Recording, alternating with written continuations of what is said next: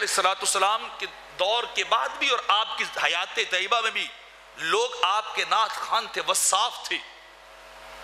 آپ کا تذکرہ کرتے تھے، ان لوگوں کو جا کے سناتے جنہوں نے سرکار کا دیدار نہیں کیا، اللہ کے حبیب کی زیارت نہیں کی ہے، ان کے پاس پہنچتے تو محفل جما کے بیٹھ جاتے، اور وہ اجنبی لوگ، وہ تابعی ان سے پوچھتے ذرا آج ان کا ذکر تو سناؤ، اللہ نے انہیں کیسا بنایا ہے، آج ان کا حسن و جمال، اس کا تذکرہ چھیڑو، اللہ نے انہیں کتنا حسن دیا ہے، اللہ نے ان کے چہرے کو کیسے بنایا، اللہ نے ان کو ہاتھ کیسے عطا کیے ہیں، ان کا وجود مسعود رب کائنات نے کس طرح بنایا ہے، تو صحابہ بیٹھ جاتے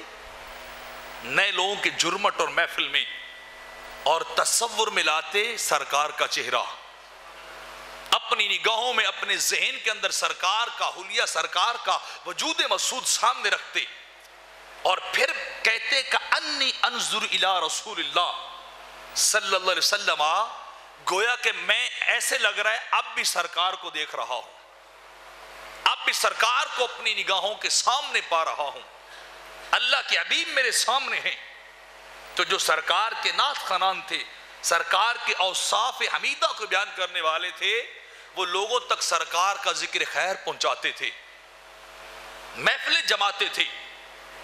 آپ کے کمالات کو بیان کرتے تھے